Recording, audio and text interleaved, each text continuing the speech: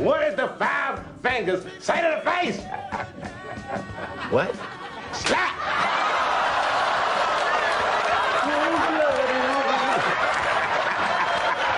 Bang, bang! I'm a James bit. Everybody, King Kong ain't got shit on me! And I breathe your air.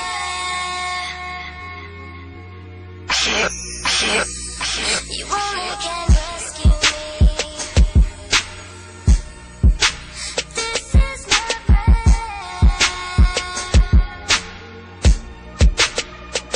Cherish the way that I move. And I breathe your air.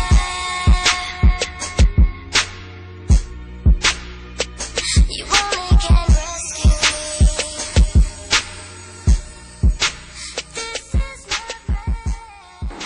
What's going on, y'all? Yours truly, Decent People's Champ, back with you for another episode of the People's Vlog. Glad you can join me. Actually, funny thing, this is actually take 2 of this. I was actually recording this early, like a little while ago on my phone, in the car, when my phone decides to let me know, right in the middle of my recording, that my SD card was full and stopped the video. Needless to say, I was blown, because I was right getting on a roll and everything, talking, and then the joint just stopped. And now, I'm about to be late for where I got to go because of traffic on 66. Where are all these people coming from, and where the fuck are they going? Anyway, we're going to move on. So, again, this is another episode of Vlog. Thank you for joining. Gotta give some shout outs first and foremost. By the way, I'm actually on my way. If you're wondering why I'm dressed like this, I'm actually on my way to my friend Jesse's wedding. She's getting married today, this Saturday, the day I'm recording this. She's getting married to her longtime boyfriend, Matt, who's really cool. I've been looking forward to this. You know, Jesse, Matt, if y'all are watching this, even though I'll tell you this after the wedding, congratulations.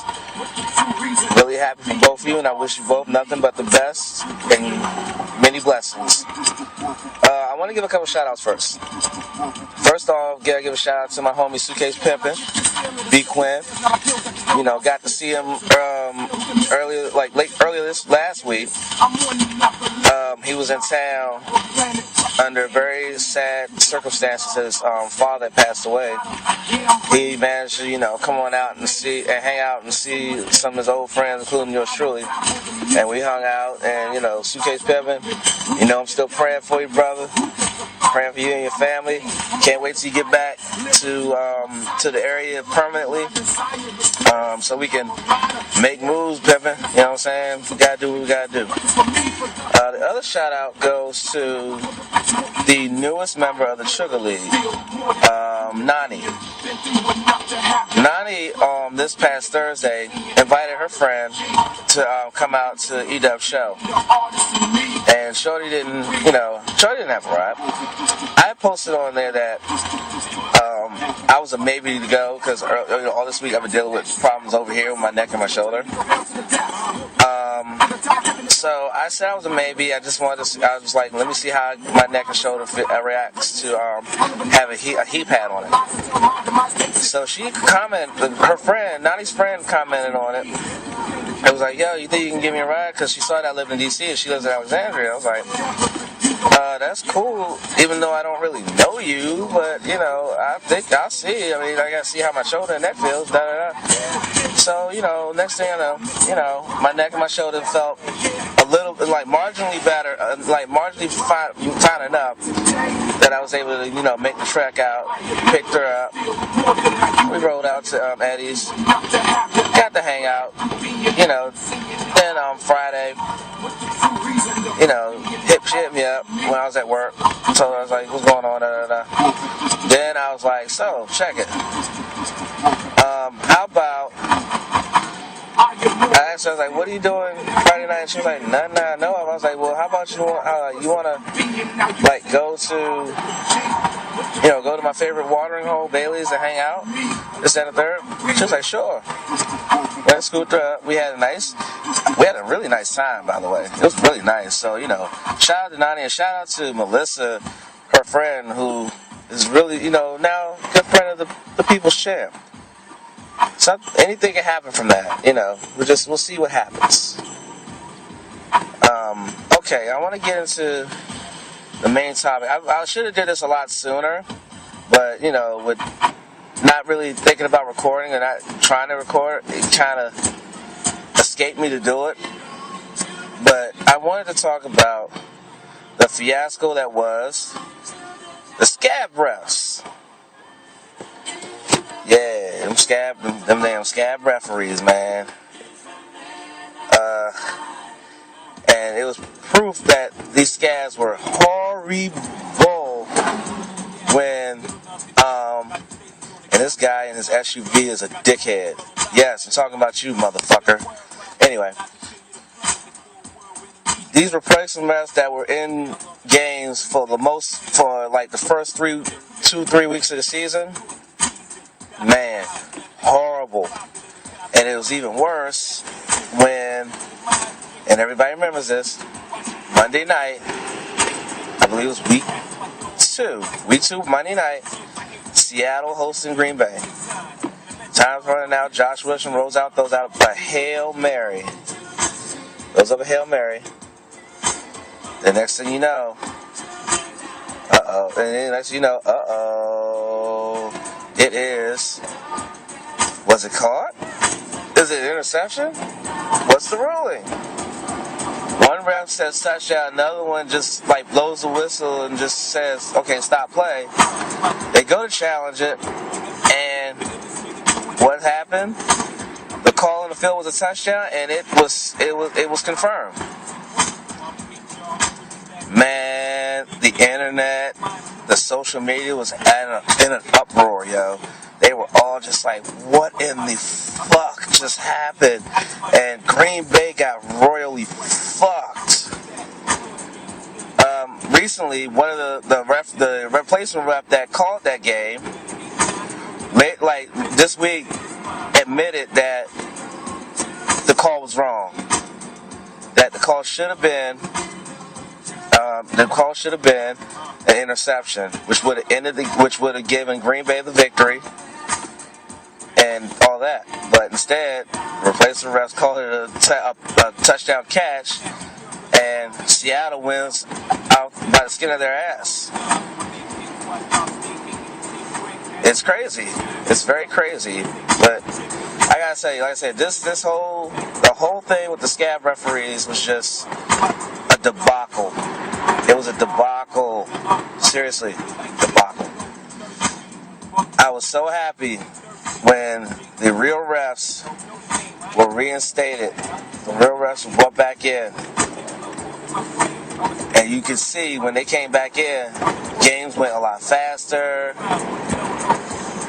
The calls sounded more confident. It was a very, very, it just, the difference was night and day. The difference was night and day.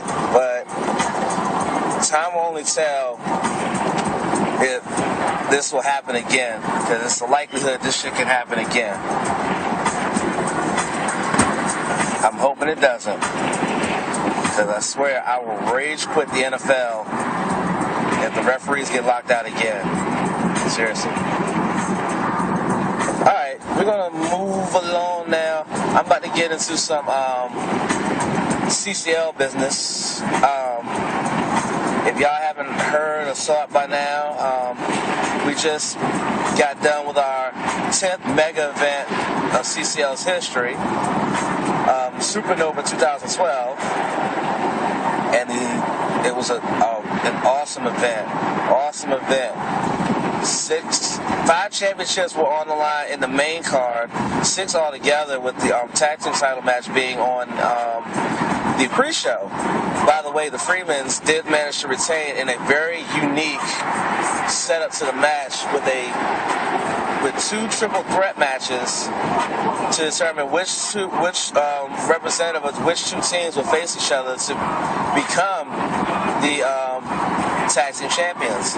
Freeman survived it, and they're still tag team champions. We have a new hardcore champion. The hardcore title was vacated by Brent Harvinator in his pursuit to try to become the world heavyweight champion.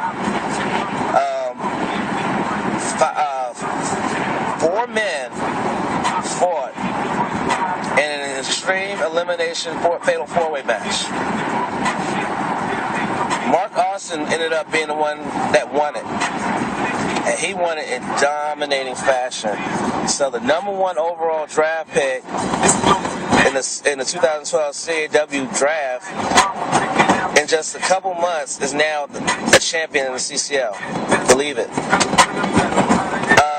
Also, the women's championship still stays around the waist of the billion-dollar babe Meredith Clark. She fought out the challenge of the fans' vote. The fans voted in a call legend, call veteran, and Miss Penny Dreadful. And she fought off her challenge and ended up keeping her title. The national champion, the Great D, fought off the challenge from Smokey to remain the CCL national champion. Speaking of Smokey, Smokey had probably the busiest night of any CCL superstar. The man fought 3 times that night. He fought with representing his tag team was Suspect in the tag team title match in the pre-show. He wrestled for the national championship against the Great D. And then later on in the night, he was a part of that gauntlet match with the real Gregory Black, in which he ended up actually winning it in like 58 seconds with a knockout. So that was the busiest man right there. Gregory Black won 2 of the 3 matches in the gauntlet. Like I said, he was on a losing end via knockout by a referee's decision against Smokey in like 58 seconds. Also, Dallas and Sergeant Clemens fought in a Texas death match, I should say, sorry. And that was probably the most violent, ruthless match I've seen in my short tenure as color commentary for the Call Champions League. Those 2 women beat the living hell out of each other for about 30 to 45 minutes almost. Dallas ended up being victorious, and I'm going to talk about their final encounter in a minute. But Dallas was victorious. The women's tag team championships, the Sisters of Smash was their first title defense. The fans voted in the team that the Sisters of Smash beat at Future Shock for those titles. Christy Montero and Wonder Woman. And on their second try, Christy and Wonder Woman were victorious and ended up taking the tag team championships. So we have new women's tag team champions. And in the big matchup, the World Heavyweight Championship match, Aaron Alexander against had a multitude of challenges in front of him that the fans could vote on. The fans voted in Brent Harvinator. And Brent, if you saw Adrenaline like about a month or so back, Brent basically said that if he was not voted into the world title match, and he didn't win the world title, he would leave the CCL. He got voted in, and he delivered. The future is now, as I said on the broadcast. Brent Harvinator, your new CCL World Heavyweight Champion. Good stuff. Also, speaking of call news, yours truly, along with EMAC, was with the JM Factor, Hollywood Joseph Matos, for the season finale of SCA with SCA Defiance. That CPV ended this current season. Their new season should be starting up either later this year or early next year. Defiance was highlighted by a double main event, which had Envy defending the Queen of Roses Championship against April Acid of Sports Entertainment Extreme. And the turning point of that match was when Sergeant Clemens, who right after that match would be going up against Dallas in the first ever free fall Hell in a Cell match for the SCA Women's Championship. Clemens came out and helped April Acid defeat her now, I would say, former teammate, friend, Envy, and April Acid became the Queen of Roses champion. The TV championship is still in the camp of SCX after a unique 2 out of 3 fall fatal 4-way match. But the main event, which was an unbelievable main event, Dallas and Sergeant Clemens for the SCA Women's Championship. Free fall Hell in a Cell. One word: shocking. Dallas was thrown through the cell not once, but twice. But the rule is you have to be thrown off of it from the top, not through it. Dallas ended up being victorious because a masked assailant came out, attacked Clemens, and threw her off the cell. Dallas was awarded the SCA Women's Championship, but as of earlier this week, it was a statement posted on the Call Champions League's Facebook page saying that Dallas and Sergeant Clemens both sustained very serious injuries to the point that both their careers could be in jeopardy. So I wish them both the best. Hopefully they'll get back into the ring and entertain all the Call fans out there. Okay, I'm done talking. I'm pretty sure I'm going to be walking into that church when shit's going on because I'm running late as it is and I'm only in Fairfax and I got to go all the way to the damn Chantilly. So I'm finna get off this thing, stop talking. But next time, remember, holler at me next time on the People's Villa. Oh, by the way, I got to give a shout out to Baltimore's 3 Cigar Divas. I'm going to be seeing them later on this evening at their first ever event taking place at Dan's Cigar Lounge in Rosedale, Maryland. It's like a suburb outside of Baltimore. I'm going to be going to check them out. Man, my car's going to be getting some work today, coming from D.C. to Chantilly to Fairfax to Rosedale and then back to D.C. So let me go ahead and get ready to do this. So this is DC's People's Champ. I'll get at you. Peace.